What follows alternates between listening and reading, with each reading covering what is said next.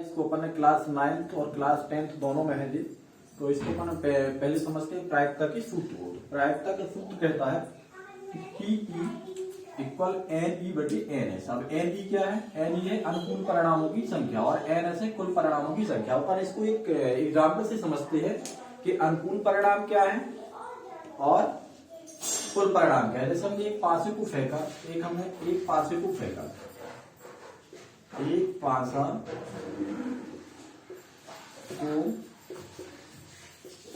फेंकने पर ऊपरी फलक पर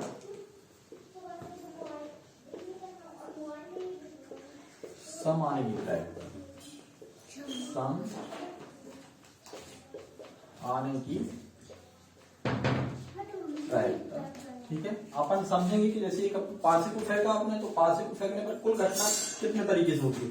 कुल घटना जो हो सकती है कि पहले आपका हो सकता है पासे पे 1 आ जाए, ऊपर वाले फलक पे आपका 2 हो, ऊपर वाले फलक पे आपका 3 भी हो सकता है, 4 भी हो सकता है, 5 भी हो सकता है और 6 भी हो सकता है। क्योंकि जो पासा होता है वो एक घनाकार का होता है और उसमें 6 फलक होती है, जिसमें क्या 1 2 3 4 5 6 लिखा रहता है। अब आप देखिए इसमें कुल घटनाएं कितनी है, तो इसमें कुल घटनाएं है NH। कुल घटनाएं इसमें कितनी है? 1 2 3 4 5 6 है। अब आप देखिए प्रश्न में कहा गया है सम आने की प्रायिकता, तो इसमें सम कौन कौन से अंक हैं आपके? 2 4 6। कितने हुआ? 1 2 3। NE इक्वल कितना हुआ आपका? NE equal 3। अब आप समझ गए होंगे कि कुल घटनाएं क्या है और अनुकूल घटनाएं क्या है। अनुकूल घटना इस तरह से आपका निकल आया, तो PE इक्वल हो जाएगा NE अपान NS। देखिए NE बता अनुकूल घटनाएं कितनी है हमारी, इसमें सम संख्या कितनी है? 3 और कुल घटनाएं कितनी है? 6। इस तरह से ये आपका प्रश्न बना आपका 1/2। अब आप देखिए इस तरह के प्रश्न आपके और भी आ सकते हैं। जैसे कहा कि एक पासों को फेंकने पर विषम आने की प्रायिकता, अपन ने सम आने की प्रायिकता देखी। अब विषम आने की, विषम कितने अंक है इसमें हमारा? 1 2 3। तो विषम आने के लिए NE बराबर कितना हो जाएगा? इसके बराबर भी 3 होगा, क्योंकि हमें उसके नंबर से मतलब है कितने बार है। और NS का मतलब है कुल संभव घटना है, तो कुल संभव परिणाम कितने हैं आपके इसमें? 6 है। अब आप देखिए इसको अपन एक दूसरे प्रश्न से समझते हैं। इसको अपन दूसरे प्रश्न से समझते हैं कि अपन लेते हैं कि जो हो गया अपना पासे वाला प्रश्न। अब पासे वाला प्रश्न दूसरी तरह से भी हो सकता है।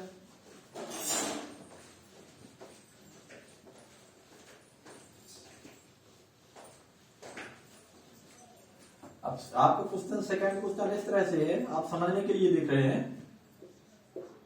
एक पासा फेंकने पर 4 से अधिक मान का अंक आने की प्रायिकता ज्ञात कीजिए। देखिए आप आप इसको अपन हल करेंगे तो एक पासा फेंकने पर आपको कितनी तरह की घटना हो सकती है? सेम उसी तरह से 1 आ सकता है, 2 आ सकता है, 3 4 5 और 6। अब हमें यहां से क्लियर है कि NS बराबर कितना है? कुल कितनी घटना है इसमें? 6। अब इसमें अनुकूल हमारे 4 से अधिक मान वाली कौन कौन सी संख्या है? 1 2। तो यहाँ पे आपका NE कितना हो जाएगा? NE आपका 2 हो जाएगा। देखिए प्रश्न के अनुसार अनुकूल घटना है वो अपनी चेंज होगी। जैसे 4 से अधिक, तो 4 से अधिक कौन कौन से? एक तो है नहीं, ना 2 ना 3 ना 4। 4 से अधिक आपके 5 और 6 है, मतलब कुल कितने परिणाम है? 1 और 2 परिणाम है। तो NE बराबर 2 हो गया। तो जो आपका PE बनेगा, P बराबर आपका हो जाएगा NE डिवाइड बाई NS। तो ये आपका हो जाएगा 2/6। इसको आप करेंगे तो जो जाएगा 2 से डिवाइड हो जाएगा, तो ये आपका आ जाएगा 1/3। ठीक है, ये आपको समझ में आ रहा होगा। अपन देखते हैं इसी को प्रश्न को, और एक अलग प्रश्न होगा। पासा फेंकने पर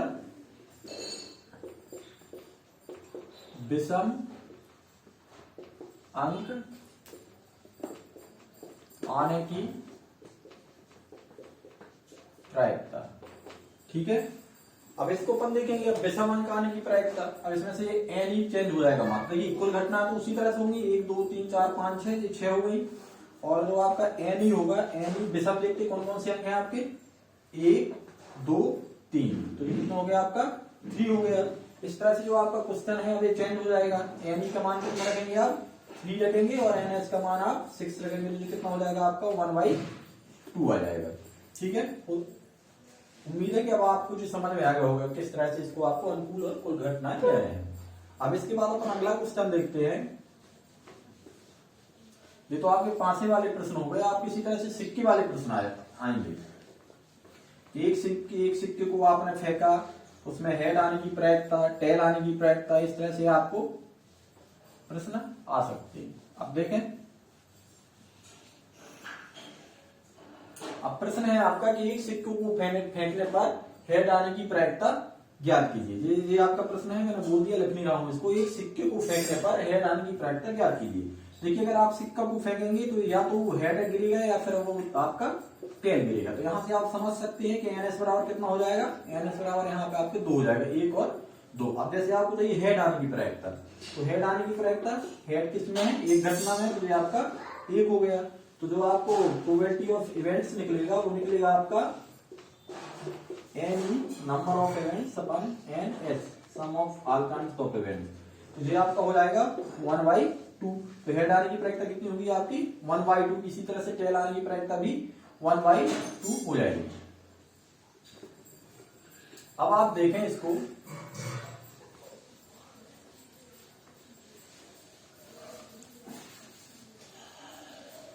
अब इसको प्रश्न को थोड़ा सा अपन चेंज करते हैं। 2 सिक्कों को एक साथ फेंकने पर, 2 सिक्कों को एक साथ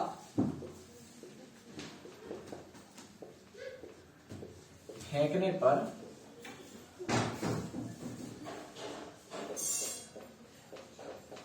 दोनों में हेड आने की प्रायिकता, हेड आने की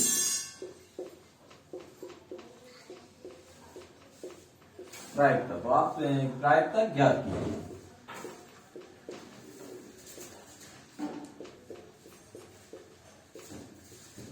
ज्ञात कीजिए।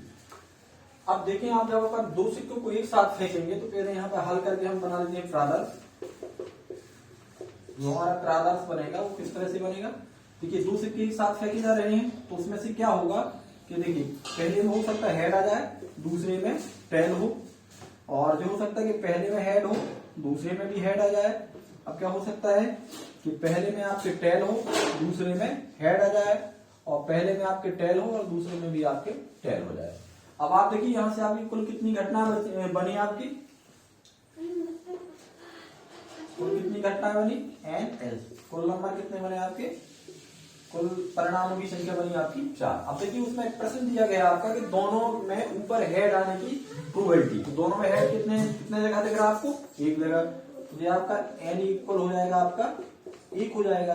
तो जो प्रोबेबिलिटी बनेगी दोनों सिक्कों के ऊपरी सिरे पे हेड आने की प्रायिकता, वो आपका हो जाएगा N E divide by N S, तो ये आपका हो जाएगा 1/4। ठीक है, अब आप हो सकता समझ गए हो। इस तरह से आप देखें, अगर पूछे कि दोनों में टेल आने की प्रायिकता, तो जो भी आपका 1 है, इसकी प्रोबेबिलिटी 1/4 हो जाएगी। आप देखें, अब इसको दूसरे प्रश्न में देखते हैं। अब सपोज दैट प्रश्न आपका चेंज हो गया, 2 सिक्कों को एक साथ फेंकने पर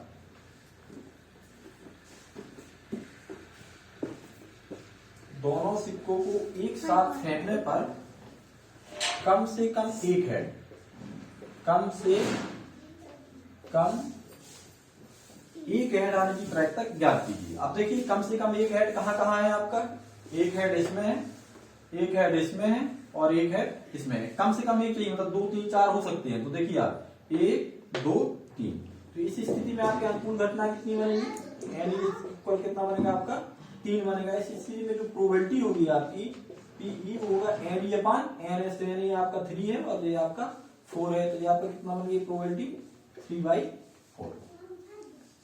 स्टॉप कर दो।